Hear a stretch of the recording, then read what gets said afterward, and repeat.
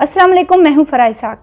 अब थोड़ी सी बात कर लेते हैं कि कैथारसिस हम कर कैसे सकते हैं। एक तरीका तो जो सबसे एडवांस तरीका होगा वो तो यही होगा कि एक साइकोथेरेपिस्ट कंडक्ट करेगा अपनी थेरेपी और उसमें वो कैथारसिस इंडक्ट करते हैं, जिसको एक डिटेल से एक्सप्लेन करने की शायद ज़रूरत नहीं है। लेकिन अगर आपके पास अपॉर्चुनिटी नहीं है साइकोलॉजिस्ट को अप्रोच करने की और आप खुद किसी ट्रॉमेटिक इवेंट का शिकार हैं या फिर आपका कोई अपना प्यारा है जो किसी दुख में मुब्तला है और आप उसको उसमें से निकालने की कोशिश कर सकते हैं। अब ये ट्रॉमेटिक इवेंट्स कुछ भी हो सकते हैं।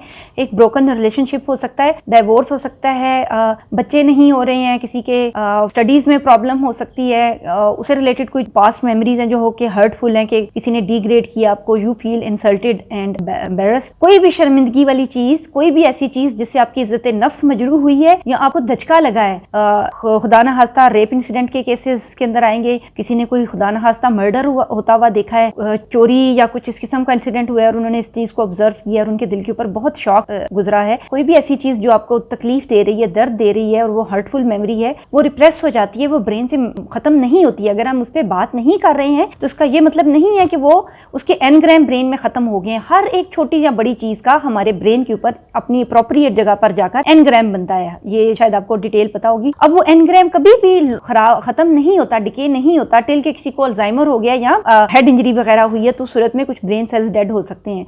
लेकिन अदरवाइज वो engram is always there on the brain, वो हमेशा वहां पर है।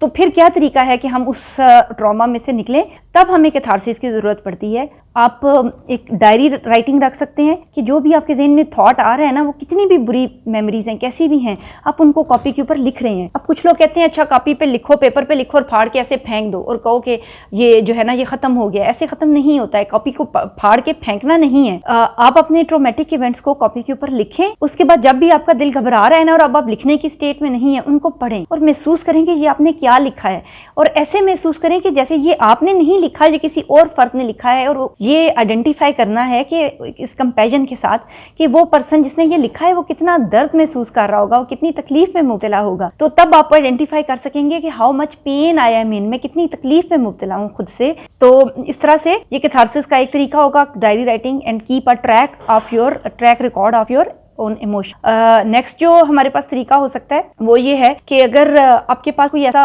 पर्सन है जिसके साथ आप दिल की बातें शेयर कर सकते हैं और करना चाहते हैं तो आप ज़्यादा से ज़्यादा उनके साथ उस बारे में बातचीत करें। हमारे यहाँ कोई ताज़ियत करने का जो तरीका है या कुछ इस तरह की चीज़ हो जाए तो उसका पुरसा देने की जो एक रवायत चली हुई है, ये बहुत हेल्पफुल है और ये कैथारसिस प्रोवाइड करती है। गले लगाना, एक हग जो है, एक गले लगाना जो है, ये कॉर्टिसोल के हार्मोन्स रिलीज करती है जो स्ट्रेस रिलीविंग हार्मोन्स हैं और इंस्टेंटली वो स्ट्रेस को रिड्यूस कर। तो इस तरह से हमारी बॉडी एक तरह से एक बॉडी टच के साथ जो है ना वो एक हार्मोन्स रिलीज करती है जो कि हमारी बॉडी को नॉर्मलाइज होने में हेल्प आउट करती है। ज़्यादा से ज़्यादा बातचीत करें, को खुद से सोचें, रीलिव इन दी मेमोरी, उस चीज़ को सोचने की और उसको दोबारा से उसको रीलिव करने की कोशिश करें।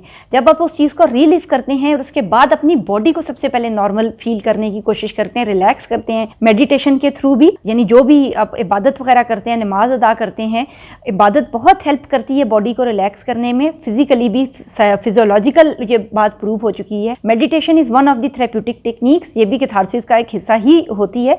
इससे बॉडी जो है वो ऐसी वेव्स के अंदर चली जाती है, हमारे ब्रेन के अंदर मुख्तलिफ वेव्स हैं ना, बॉडी वेव्स हैं जो वो ऐसी वेव्स में चली जाती है जो कि रिलैक्सिंग है, सूदिंग है और हमारे जिस्म को रिलैक्स होने में मदद देते हैं। तो हमें आज पता ये चला कि कैथारसिस का तरीका ये है कि आप वेंटिलेट करें अपने एंगर को, अपनी रिसेंटमेंट को या अपने इमोशन को, उसको दबाना नहीं है, उसे दबाएं नहीं। अगर आप आर्टिस्ट हैं या कोई भी वर्क ऑफ आर्ट करते हैं, आप उसमें उस चीज़ को एक्सप्रेस करें। आर्ट वर्क में ज़रूरी नहीं कि पेंटिंग है या शायरी है, अच्छा खाना पकाना भी एक वर्क ऑफ आर्ट है, अपने घर को सजाना भी एक वर्क ऑफ आर्ट है।